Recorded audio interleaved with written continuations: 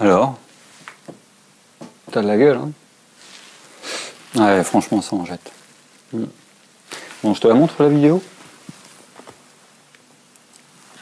Tiens, l'autre jour, là, j'étais en train de me dire ça. Les terres du milieu. Ouais. Bah, peut-être qu'on pourrait les trouver sur la carte. Après tout.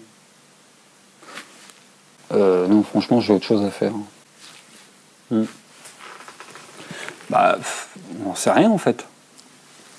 Tant qu'on les a pas trouvés. C'est comme le chat de Schrödinger.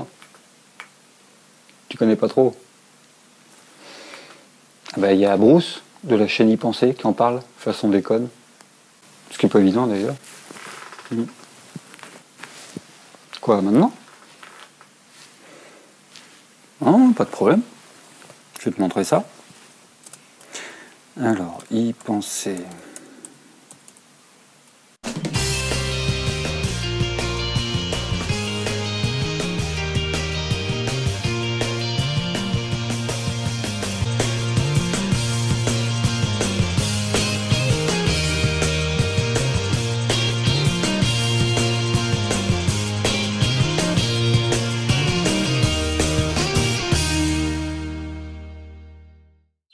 Alors, je ne vais pas vous mentir, cette première partie est aussi facile qu'inintéressante.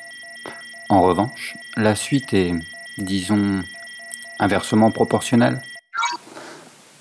Inversement proportionnelle? Ah.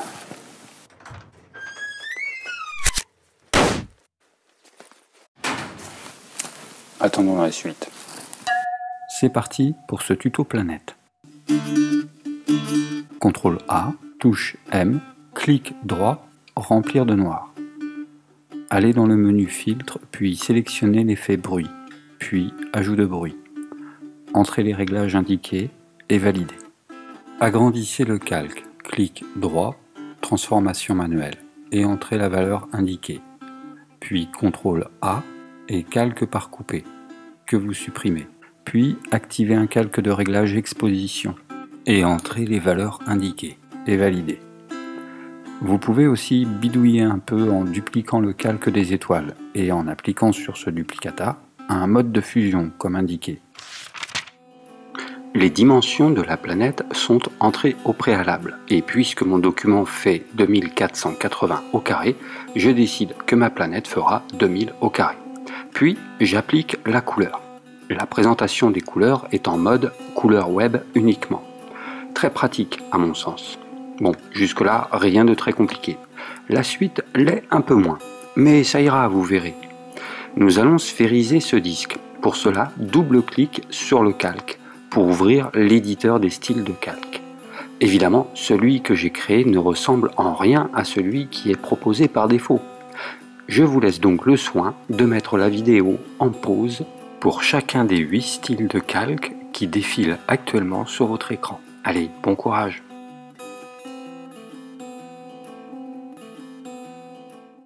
Je sens que vous avez été courageux, ça me donne envie... C'était quoi ça? Ça me donne envie de vous offrir ma séquence bonus, dans laquelle je vous apprends à créer une map monde. C'est assez simple, en tout cas moins fastidieux que la sphérisation. Quoi, vous avez déjà commencé? Fichtre, vous devenez bon. Vous allez voir, ce filtre nuage est épatant à plus d'un titre. Attention par contre, son rendu dépend des couleurs affichées en couleur de premier plan et d'arrière-plan. Concernant la plage de couleurs, il n'y a pas de contrainte particulière. Une fois la fonction calque par coupé effectuée, quel que soit le résultat obtenu, cela ira. Par contre, veillez bien à remettre les couleurs premier plan et arrière-plan par défaut pour appliquer le filtre suivant, qui pèse lui aussi.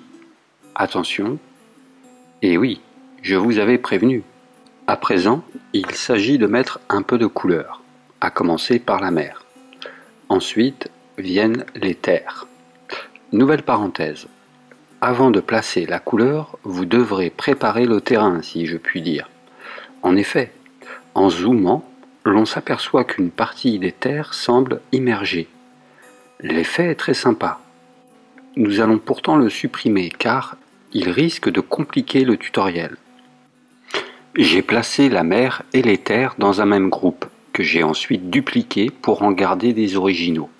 La fusion du groupe me permet de faire une sélection qui, comme vous le voyez, ne prend pas en compte les terres immergées.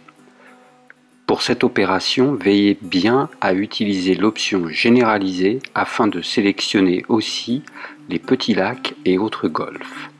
Puis, calque par coupé. Toi, tu dégages. Ici, j'applique un style de calque ombre interne et j'ai créé un nouveau calque qui va servir plus tard. Et je sélectionne le vide autour des reliefs. Oui, je sais, ça va un peu vite là. Ensuite, avec un clic droit, vous choisissez l'option généraliser, puis intervertir, afin de bien tout sélectionner. Oui, je sais, c'est pas très français. Je crois que tu en as perdu un bon paquet. Puis, vous basculez sur le nouveau calque que vous remplissez de vert et vous y ajoutez une légère ombre portée. Allez, petite balade de santé pour la mer. Basculez sur le calque bleu. Allez chercher et appliquer le filtre ajout de bruit. Puis retournez dans la section filtre et allez cette fois-ci prendre le merveilleux filtre peinture à l'huile. Et enfin valider. Je désactive les styles de calque histoire d'y voir plus clair.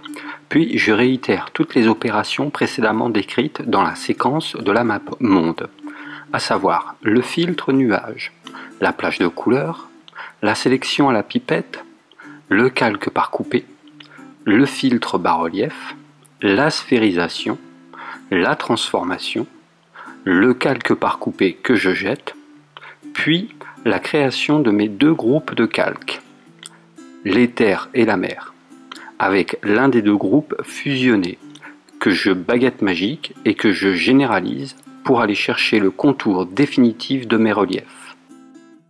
Je jette le groupe fusionné inutile à présent. Je bascule sur le calque des terres. Je fais calque par coupé et je jette les reliefs immergés. Puis je crée le calque de fond des terres qui va recevoir le vert. Je sélectionne mes reliefs, j'intervertis.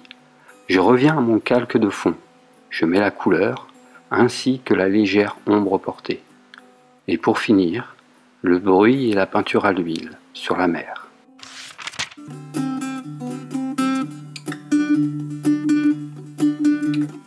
Cette fois-ci, le filtre nuage porte bien son nom. Je réitère les mêmes opérations que celles employées pour la création de mes reliefs, à l'exception du filtre bas-relief, bien sûr. Enfin, je dis ça, mais l'appliquer n'est pas inintéressant. Vous me direz, concernant les styles de calque, c'est spécifique, puisque nous avons un fond blanc et une ombre portée. Néanmoins, celui-ci déborde. Nous allons donc y mettre un terme. Clic droit sur le style de calque ombre portée pour transformer ce style en calque. Basculez sur le calque de l'ombre, sélectionnez la sphère bleue et calque par coupé. Nous pouvons à présent fusionner les trois calques issus du style de calque ombre portée. Terminons enfin par un effet tourbillon pour la vie. Nous voilà bientôt arrivés au terme de cette formidable expérience de création. Oui, enfin si on met de côté tous ceux que tu as largués en chemin. Je disais donc, pour terminer, il nous reste à inscrire cette planète dans son environnement hostile qu'est l'espace. C'est vrai quand on y pense. Si on comparait l'épaisseur de l'air à l'immensité de l'espace... J'aimerais bien terminer, si vous n'y voyez pas d'inconvénient. Oui? Oui, on t'écoute. Oui, eh bien, tu sais quoi? Tu vas le terminer, ce tuto. Oh, je vais le terminer. Ça doit pas être compliqué. Allez.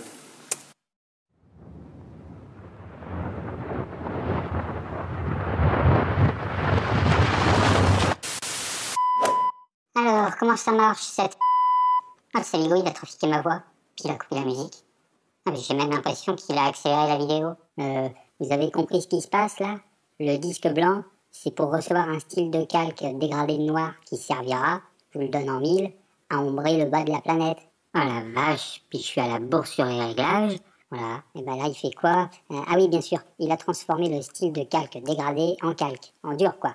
Je sais pas si c'est très clair mon affaire. Ah oui, je sais. C'est comme pour le style de calque. Ombre portée, des nuages. Vous vous souvenez? Eh ben voilà, c'est pareil. Ah bah voilà, c'est terminé.